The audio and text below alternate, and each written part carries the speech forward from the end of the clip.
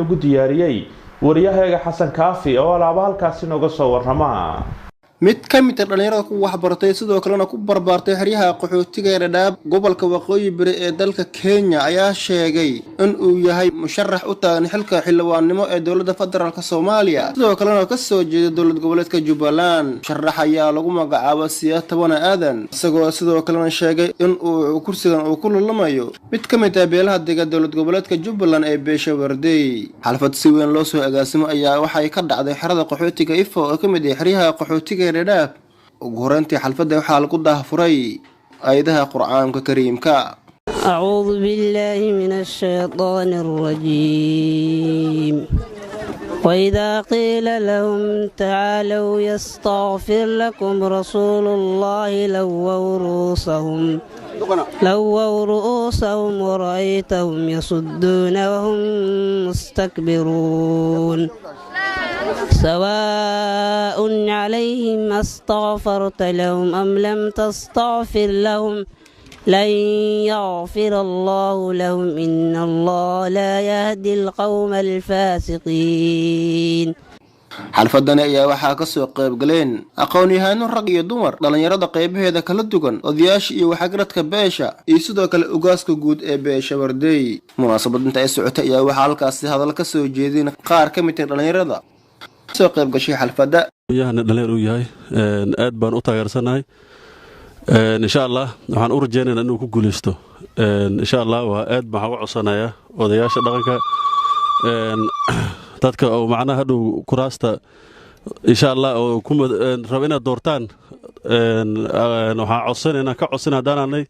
dadka jooga xarooyinka qaxootiga in la siiyo fursadda walaalkeen Siyaad Tawane Aadan ninka musharax oo Siyaad Tawane inay meel mariyaan ergada Warday u soo bixi doonto marka muranka in la iska daa muwaafaqo lagu daa ninkaas ergada 110 la sheegay inay ninka qaado sidaan inta uga soo qaadan xagga ay uga soo qaato waxa aad ku daalaysan iska daaysan cod marka waxaan doonaynaa maanta oo u baaqaynaa dadka reer Kismaayo dadka reer Muqdisho annaga waan soo qaadanay in ayagana nala qaataan waxaan kaloon doonaynaa beesha caalamka inay nala qaadato waxaan kaloon doonaynaa dawladda Jubbaland iyo tan federaalka inay nala qaadato marka kale waxaa meesha ka hadashay gudoomiyaha ururka dhalinyarada xerada qaxootiga Ifo Canab Geedi Maxamed iyadoo ka hadashay waxqabadka iyo aqoonta uu leeyahay musharax u taagan xilka xildhibaannimo ee dowladda federaalka Soomaaliya Siyaad Tawane Aadan maanta waxaa farxad ii ah inaan ka qayb qaato shaacinta ama caleema saarka walaalkay Siyaad Tawane Aadan oo dhig karo in badan waxaan ka wada shaqeynaa arrimo badan oo ku saabsan xaaladda qaxootiga ama xaaladaha dhalinyarta oo aan dhihi karo wax baan isla soo baranay iskool baan isla dhigan jirnay waan isla soo barbaarnay yacni waan garan karaa ama waan ogahay wuxuu tari karo wuxuu gudi karo iyo wuxuu gali karaba waa nin ku waxbartay xeryaha Dadaab ilaa heer jaamacadeed aan isleeyahay maanta jagadan uu ka soo bixi karaa waa ninka kali oo buuxin karaan isleeyahay jagadan maanta waxaan ka codsanayaa dhalinyarta xeryaha Dadaab ama adduunweynaha dhanba in loo codeeyo walaalkay Siyaad Tawane Aadan waana soo dhaweynaa waana ku faraxsanahay runtii arrin aad iyo aad aan ugu farxay waaye sidoo kale waxaa meesha ka hadlay ugaaska guud ee saddexda xero ee qaxootiga Dadaab ee Beesha Warday magaceygana waxa la yiraahdaa Cabdullaahi Shaqdow waxaan halkan joogaa 30 sano faraxsanaanta maanta aan faraxsanahay ima soo marin wali maxaa wacay nin Warday ah oo wax bartay maadiyo diiniba bartay oo musharax tolkiis inuu badbaadiyo u soo istaagay aan ka soo qabay xalfadda aan kortaagnahay waa nin noocaas ah halkan markaan soo degayna ma aanan wadanin inuu turjubaano hatta turjubaano aan wadanin dad islaam aan turjubaanay waa farax weyn waxa lagu farxo weey inta waxa dheer meeshan ummad badan baa joogta Soomaali iyo Warday ba isku jirto ma hal qabiil ma imaanin Siyaad wixii garanay waxbarashadiisa iyo waxgalkiisa Dadaab dhalinyarada wax isla baranay rag iyo dumar iyo Warday ka soo qayb galeen waxay codsanayaan dhamaantood codsiga la codsanay Warday ku socod dadkan waa taageerayaal ma aha dad cod loo Siyaad dooranay ma codka waxa iska leh Warday ama Kismaayo ha joogto ama Xamar ha joogto ama dibadda ha jirto ama qaxootigan ha joogto warday waxaan codsanaynaa inaad nala qaaddo musharax aan soo xulayna nala qaaddo. ugu dambeyntii waxaa goobta ka hadlay musharax Siyaatawana Aadan asagoona u mahad celiyay dhammaan ka soo qaybgalayaasha xalfadda sidoo kalena khudbad halkaasi ka soo jeediyay. waxay ii tahay sharaf iyo karaamo inaad dhammaantiin igala soo qaybgashaan xalfaddan sida heerka sare loo agaasimay. awalan waxaan fursaddan ugu faa'iideysanayaa inaan ugu mahad celiyo allihii subxaana qaadirka ahaa ee dhammaanteen halkaan isu wada kulmiyey. marka xigta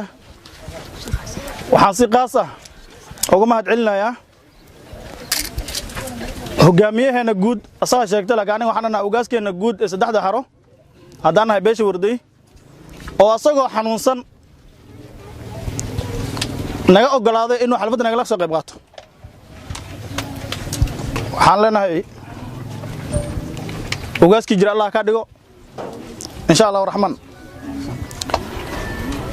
dhammaan bulshaweyntan oo qaybaheeda kala duwan Soomaaliyeed oo dhan aan kara meeshan maanta markaan u kuur galay baahiyaha ay leedahay beesha warday inay hesho hoggaan hufan oo daacad ah. markaan garaawsaday inuusan jirin shakhsi kale oo aqoon karti dadaal hufnaan ammaano kalsooni waayo aragnimo xirfad howlkarnimo iyo bulsho isku wad intaba ugu dhaama. markaan ogaaday raggii hore xilkan beesha ugu soo hayay in ay ku guul dareysteen in ay gudani waayeen waajibaadkoodii iyo mas'uuliyaddii loo igmaday,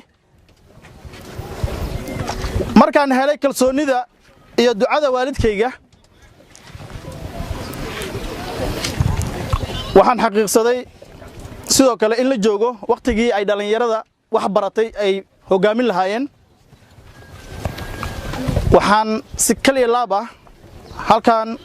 idinkaga caddaynayaa laga bilaabo maanta inaan u taaganahay una tartamayo xilka xildhibaannimo ee golaha shacabka kursiga ay beesha warday cali ku leedahay oo ah kursiga ku astaamaysan hob afargees eber 23